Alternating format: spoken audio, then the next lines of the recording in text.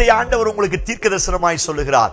பலம் உள்ளவைகளை வெட்கப்படுத்தும்படி தேவன் பலவீனமானவர்களை தெரிந்து கொண்டார் என்று ஆண்டவர் வாக்குத்தத்தம் பண்ணுகிறார். எந்த இடத்திலெல்லாம் கடந்த நாட்களில் நான் பலவீனன், நான் யூஸ்லெஸ், நான் பிரயோஜனமற்றவன் என்று பலரால் நிந்திக்கப்பட்டு கேலி செய்யப்பட்டேனோ, அவர்களுக்கு முன்னே அவர்களை வெட்கப்படுத்தும்படி தேவன் என்னை தெரிந்து கொண்டு உயர்த்தி மகிமைப்படுத்த வல்லமை உள்ளவராயிருக்கிறார். உலகம் பார்க்கிற பார்வையின் பிரகாரம் பரலோகம் என்னை பார்ப்பது கிடையாது.